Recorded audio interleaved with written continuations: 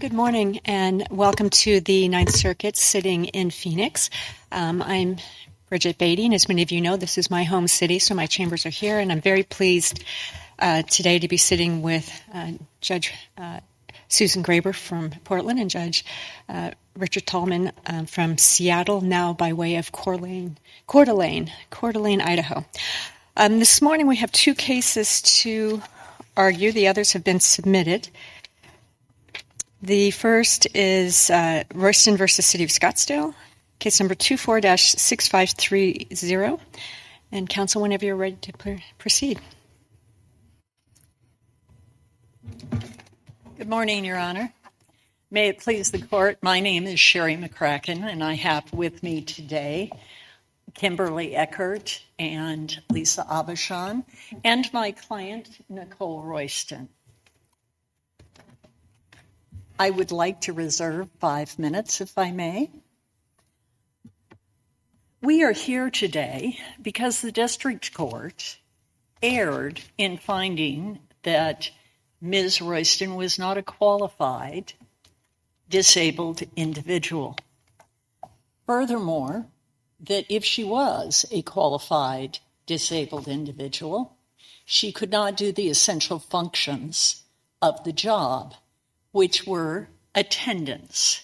The attendance that was necessary was a day and a third a month. There were 4 days a month that were court days for what? Photo enforcement. Also, wasn't the overarching problem, though, the irregular attendance because of all of the medical appointments and illnesses and so on? As I read the record, basically, she was only working about half of the work year of 2,080 hours. Well, but that's federally protected leave. She had FMLA leave, and then she was out. That's not the thrust of my question, though. It has to do with the employer is entitled to have an employee who regularly attends work. And because of all of her issues, she was unable to do that. So if that's the reason that the employer cites for determining that she's unable to do the job that they need done, where's the violation?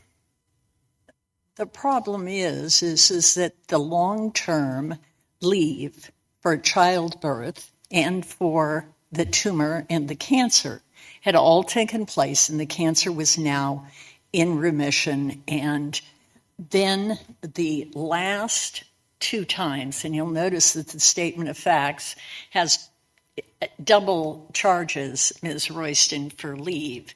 It says she had some absences between January of something and March 3rd, and then it says she had absences between February 17th and March 30th. Those overlap, so they were counted twice. But the other thing is that the employer knew that the absences that they held against her after they had given her the photo enforcement job were she had a tooth problem and she had a reaction to a COVID vaccine. Neither of those are long-term or because of her disability. Well, let me tell you what... As I understood the record, there were timeliness concerns with regard to the discharge of some of these duties. For example, in the vehicle impound, there's a state law that says that you have to provide some sort of an administrative hearing so that people can get their cars back. And in the photo enforcement, if you don't process the photos within a set period of time, you have to dismiss the citation. Yes, Your Honor, I think you're right. But first of all, the city closed the towing window every Friday and in all lunches. So they're saying that they always had to have someone there. Then they had it unmanned for 20 days. Wasn't there an issue with regard to you need a certain amount of training in order to be... So you can't just put anybody on an emergency basis in those positions. You need somebody who's qualified and trained to do that job. Right, and the city knew about these coming retirements. Nicole had told them over and over again that 2 people were not enough to staff it.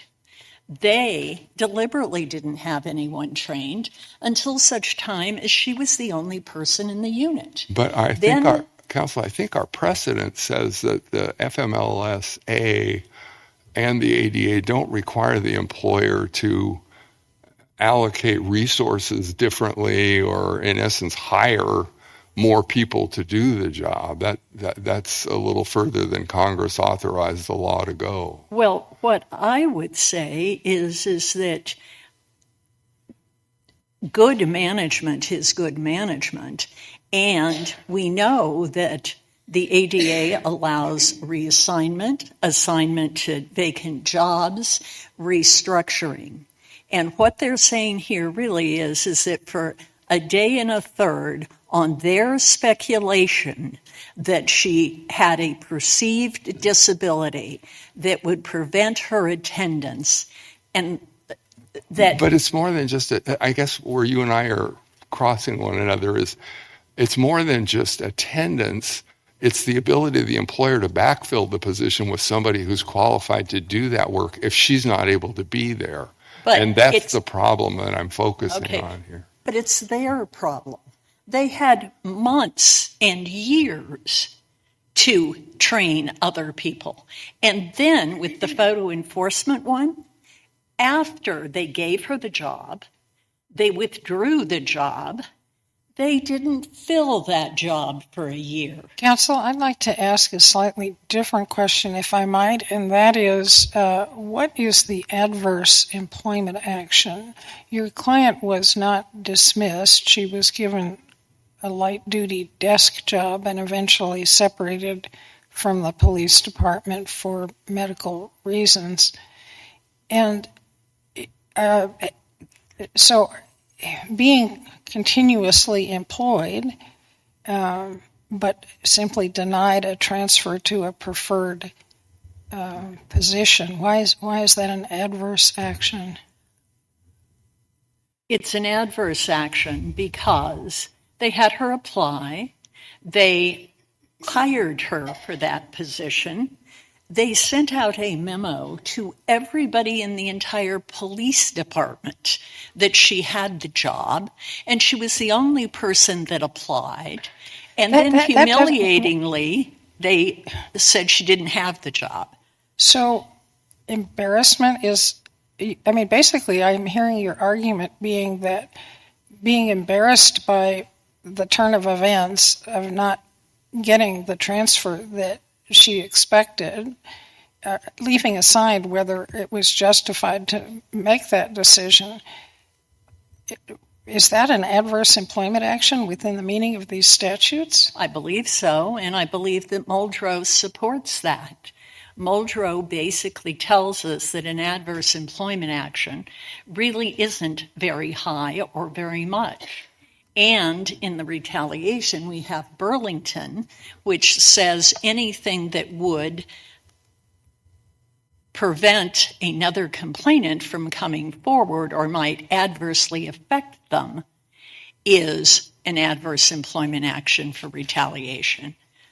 I would ask that this court... Is that so even if there's an explanation that is not embarrassing?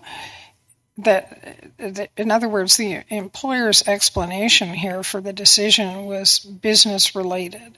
And I know that you think that's pretextual, but doesn't that affect your assertion that this was humiliating in some way?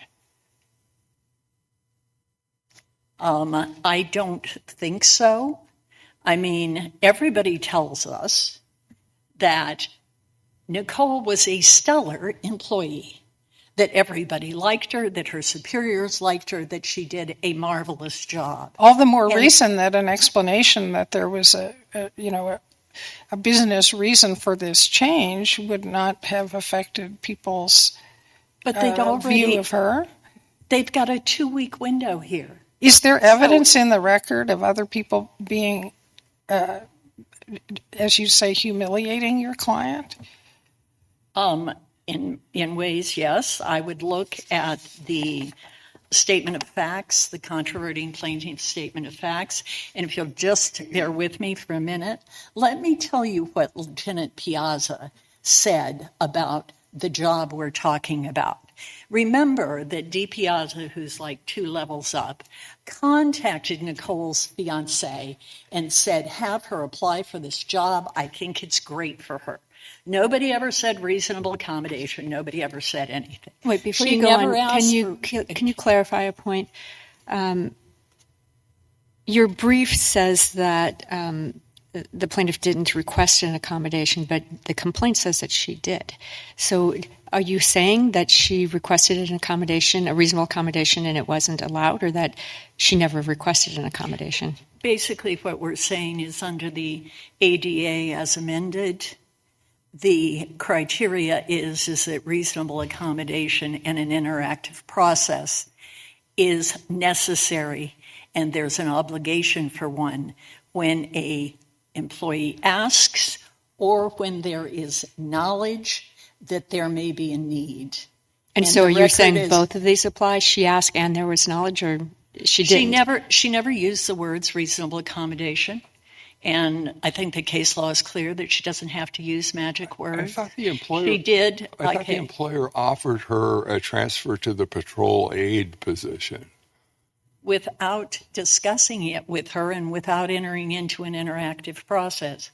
They made lots of decisions about what her disability allegedly was, what they perceived it to be, what it wasn't. I thought I read in the record some testimony that they were going to take the job description and sit down with her and go through each line of the job description and say, in light of whatever your medical condition is, can you stand out in the hot sun directing traffic for 30 minutes? Basically, what they did is they stepped aside. They put her in patrol, her supervisor in patrol, put her on a 30-day desk duty, at which time she applied for light duty. Let me read this fact to you, okay? This is what Dee Piazza contacted plaintiff's fiancé, Jim Nolan, to advise him of an opening in photo enforcement unit because he felt that position would be a good fit for plaintiff.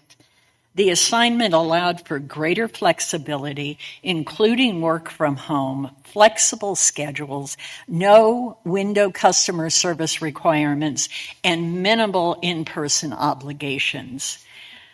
The photo enforcement job was something that we discussed during our meeting with Dawn for additional flexibility. But outside of the court dates and your court prep dates, there's a bit of flexibility because you can do a little work from home, you could come in early, you could stay late. There's no customer service. Does she need an accommodation where she works remotely, or is she able to work in the office? She's able to work remotely. No, not remotely. I mean, my question is that an accommodation that she required at the time, or could she work at the office? She could work at the office, but the photo enforcement job didn't require that she work at the office and even suggested that they work remotely. Most of it could be done remotely. Except for the days when she needed to be in court.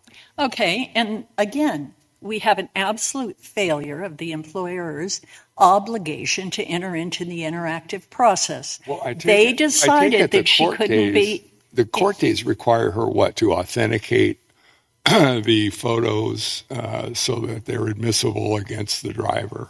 Okay, we're talking about 1 1/3 days a month. We're talking about nobody ever went to her or the court and said, how can we do this if you were absent on court days?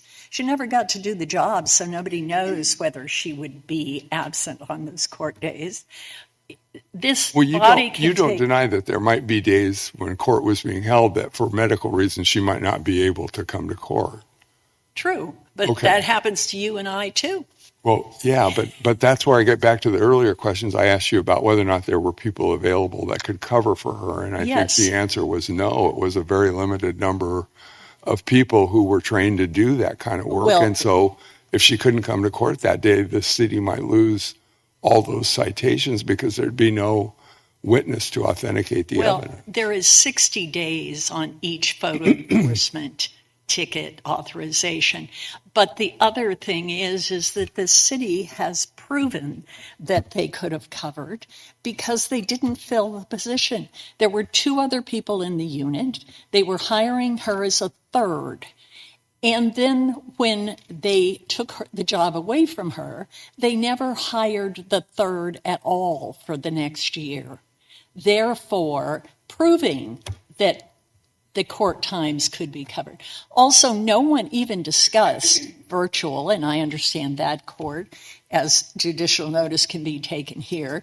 We all appear virtually in court over and over and over again. In fact, I had a Ninth Circuit argument where Judge Schroeder appeared virtually. So nobody ever explored how those 1.5 days could be covered, whether she could trade with another employee.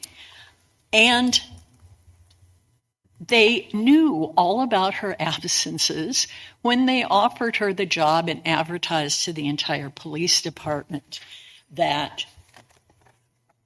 So, Ms. McCracken, you're over time now, and you wanted to reserve, what did you ask for, 3 minutes? I asked for 5, but I'm at 40 seconds. You're at 47 seconds over. The clock hits 0, it's going back up. So I will give you a couple of minutes on rebuttal. Okay, thank you, Your Honor.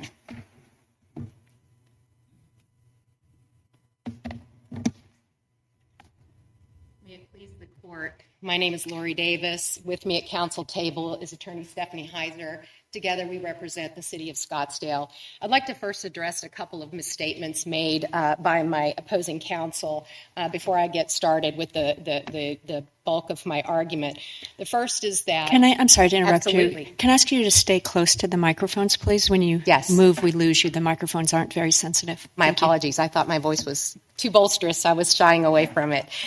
So the first misstatement is from Ms. McCracken is that there were double charges on her leave. That's incorrect. Those are 2 separate calculations. And even if they were double charges, those were admitted facts. And so they are the facts as below. But they're not. They were different calculations for different time periods.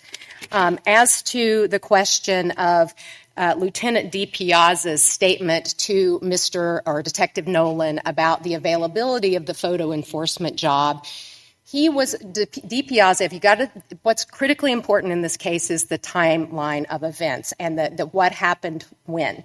At that point, that was around December of 2020. Lieutenant D. Piazza was coming off of the August 2020 vacation discussion wherein Ms. Royston was expressing she wanted more flexibility. She wanted more time off. Those were vacation discussions. She was out on surgery leave. There was no reason for them to believe that she would not return to work full time, as she did, with no restrictions. And at that time, he's offering some flexibility for her to have a 3-person unit as opposed to a 2-person unit to give her some of that. He specifically states, if the court would again review his statement, he specifically states that there's a little bit of flexibility. There are some opportunities to work from home, but of course we need people in court for court days. That is the undisputed record. And further, as far as a virtual court hearing, that's nothing in the record. I don't think that there's any potential for virtual court hearings in photo enforcement with tickets, at least at the time that it was happening. That's simply unknown. It's not in the record that counsel brought that up.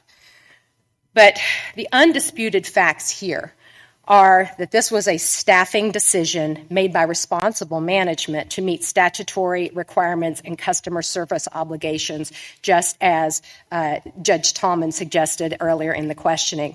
In the critical time frame at issue here, which I believe is February 17, 2021, which is the day after she was placed on the PEU transfer list, to the end of March, when the decision was made to transfer her out of vehicle impound, plaintiff did not work 41% of the time. She took 9.5 days of leave out of 23 days of work, all while having been released to work full-time with no restrictions.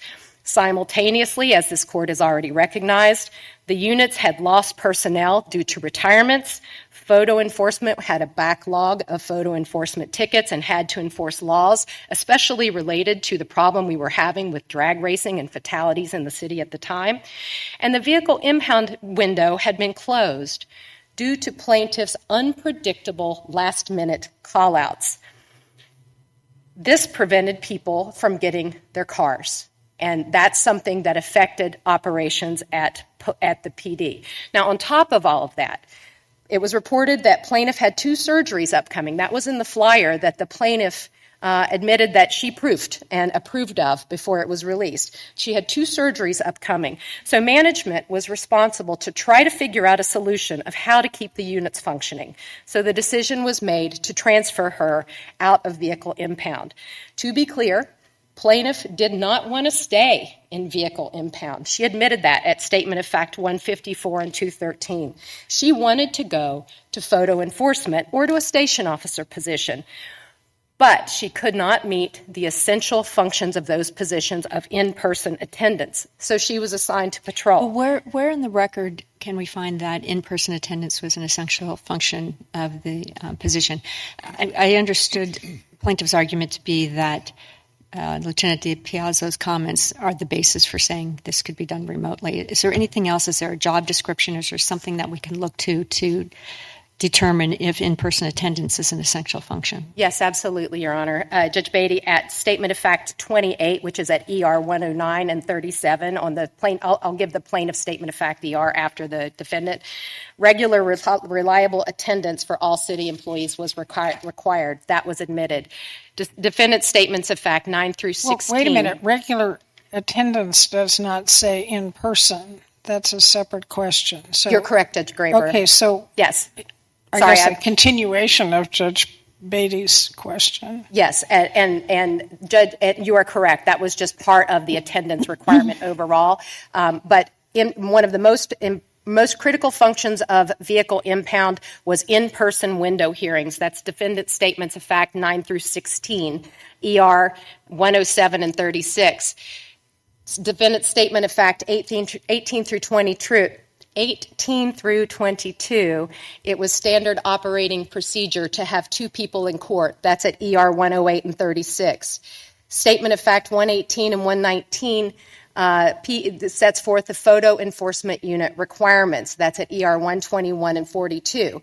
Then at Defense Statement of Fact 6 through 8, the plaintiff disputed the in-person requirements of the job description, but then came forward with no evidence to controvert it. And that's a large part of the problem with the plaintiff's case here. We had 277 statements of fact, and by my count, about 48 were disputed. Of those disputed facts, plaintiff came forward with no evidence to contradict it, which is her burden to do when facing summary judgment. So there were in-person requirements for court hearings. The plaintiff admitted there were in-person requirements for both vehicle impound as the window hearings and for photo enforcement to go to court to process the tickets and prosecute the tickets. So remember at this time we were going from a 3-person unit and a 2-person unit, the 3-person photo enforcement, 2-person vehicle impound. We had a retirement in photo enforcement and then a retirement in vehicle impound, and that left 2 photo enforcement people and 1 vehicle impound person, which was Ms. Royston. Ms. Royston, not being there, leaves 2 people in photo enforcement to do everything, be in court, cover the window, and we had 2 people we needed in court, which made it an impossible position, and the window had to be closed. We have flyers from at least 2 times that they had to put up a flyer at the last minute because they didn't have enough people to staff the window and go to court. So it unquestionably was a part of the job, and it actually, the in-person requirements, as far as being an essential function, the reason for these positions was the appearance at the window, was the appearance in court. There were other things or other duties, of course, that the employees had to do, but the whole purpose was, with vehicle impound, was to give people their cars back, and the way you do that is through a hearing. Would you direct your attention to the question I asked counsel on the other side, and that is the question of adverse employment action. Is there any evidence that in the desk job that Ms. Royston had at the end, she was paid less, or there had fewer benefits, or unpleasant working conditions, or anything that would demonstrate adverseness? No, Judge Graber. There was no evidence that she was treated worse. She was able, when she was reassigned, to pick her location and her shift. The evidence below was that, so the only thing she could possibly point to would be her work hours and where she had to go to report to work, which is a short distance away from the two different stations, District 2 and District 3, is where for her desk job. So she wanted District 3, didn't she? And she got District 3. She got what she wanted. She got the shift she wanted. She got the location she wanted. And the chiefs told her, look, we will double up on shifts. If there's already somebody in that position, you can do it just so you can have the freedom and the flexibility you need to take your medical appointments and to get better. Is there any evidence to support counsel's theory and her opening argument that the rescission of the earlier job caused humiliation or other adverse reactions from coworkers or supervisors? Certainly not. The only evidence that there is that plaintiff herself felt embarrassment. I think the evidence is overwhelmingly in favor of being supportive of Ms. Royston, caring for her, being concerned for her, and wanting her to do well. I mean, she was a well-liked employee. And as far as I understand, I want to be sure that I'm reading the claims and the record correctly. There is no claim here that her eventual separation from the department was involuntary, or it was discriminatory in and of itself. Am I right about that? You are correct about that. She simply ran out of leave. And when she ran out of leave, the city covered her for, I think, about a month's worth of gap pay to allow her to get to long-term disability. So there was never an instance where she was denied any denied any leave other than her preferred vacation dates back in 2020. I think there was maybe one time she said that she didn't get a day off she wanted. So there's just no evidence of that. And eventually she missed so much work that she ran out of vacation leave, sick leave, unpaid leave, COVID leave, what have you, and went into the gap period where she was provided that additional leave. I also want to point out that as far as an accommodation to Ms. Royston, plaintiff admits in her reply brief that her only request for an accommodation was that she needed to be near a bathroom and make a few doctor's appointments. That's at page 23.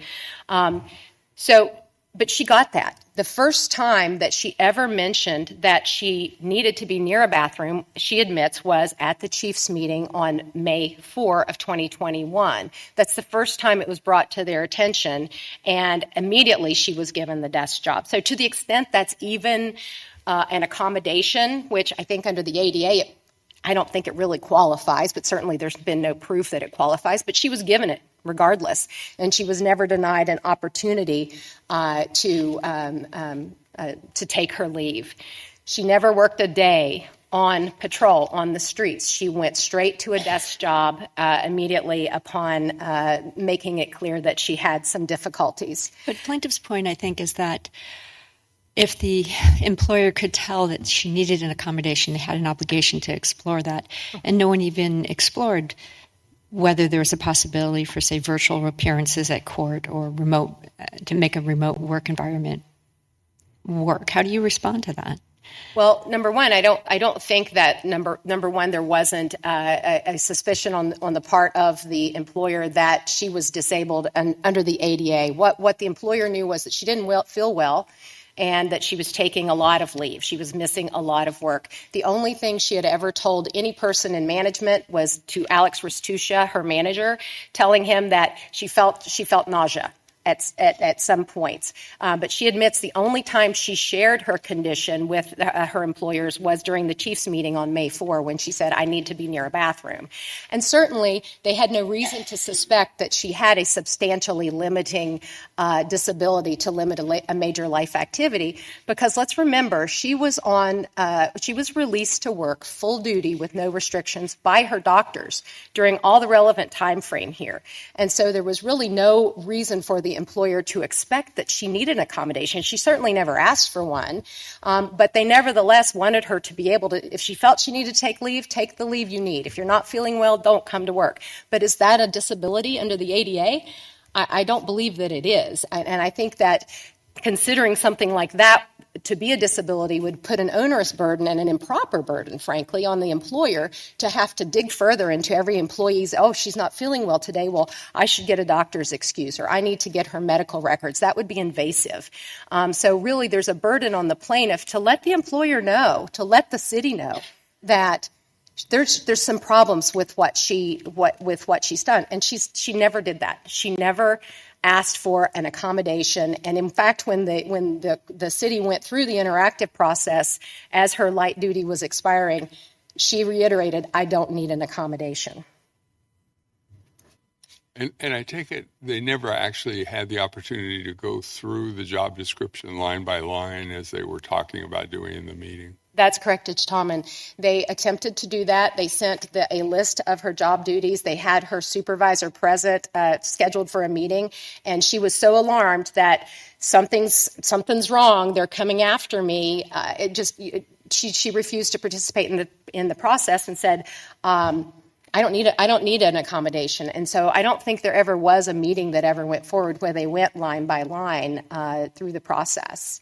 So I think in this case, it's clear that the district court gave every benefit of the doubt to Ms. Royston, gave her every reasonable inference. We had undisputed facts in total. The only thing that Ms. Royston had to rely upon was her speculation and her beliefs, which would never be admissible in court. And the district court zealously guarded Ms. Royston's right to a full trial. But at the end of the day, there was nothing for a jury to find, no fact to find, and the defendant, City of Scottsdale, was entitled to judgment as a matter of law. For that reason, we ask that you affirm. Thank you.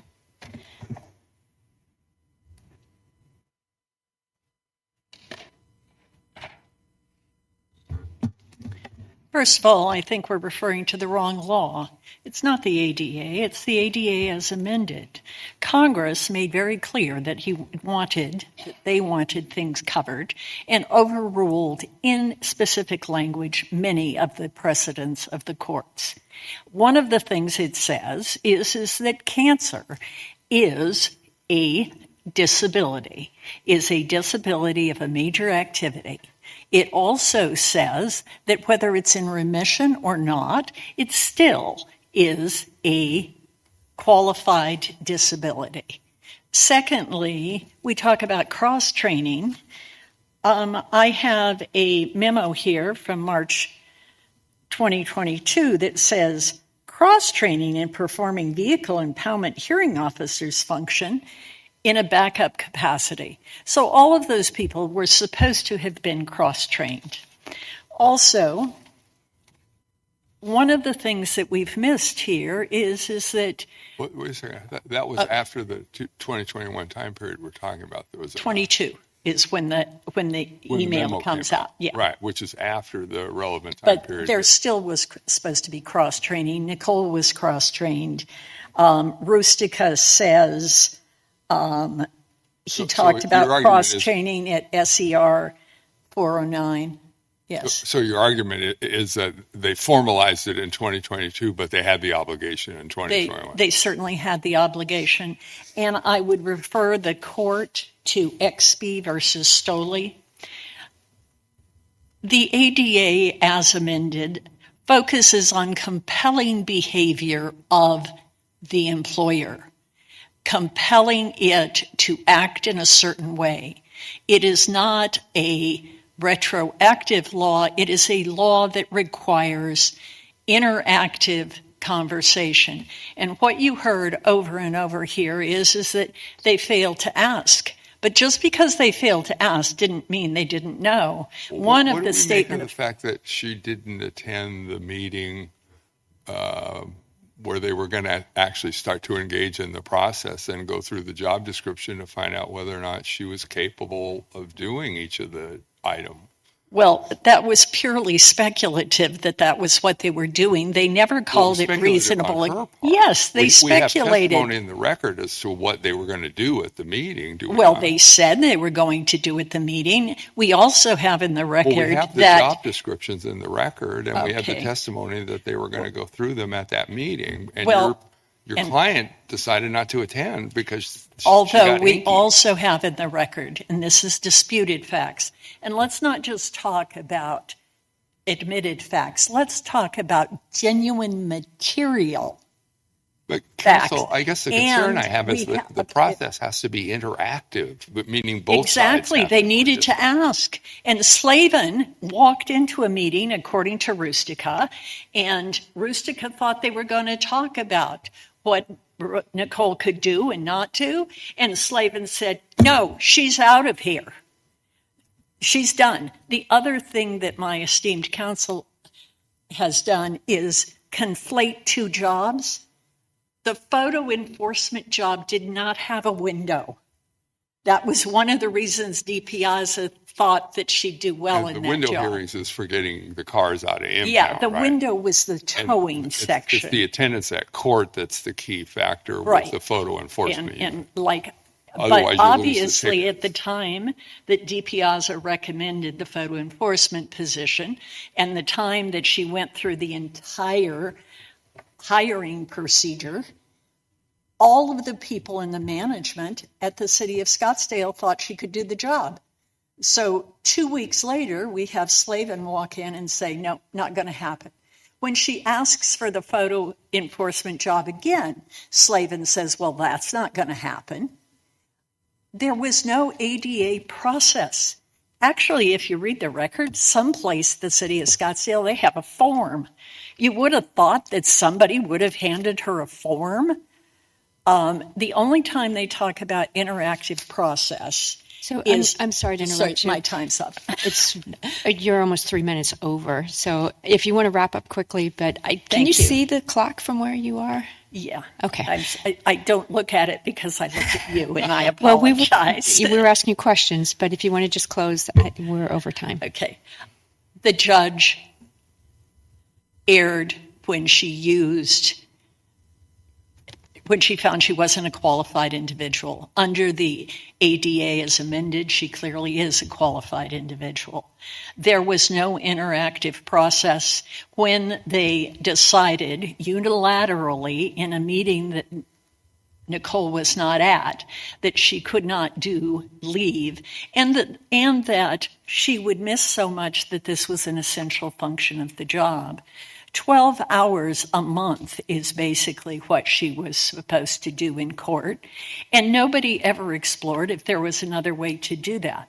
The further proof is that they never hired anybody to do that. So how could it have been essential if for the next year they never fill it? Thank you for your time and patience. I appreciate it. Thank you. Counsel, thank you both for your arguments this morning, and this case is submitted.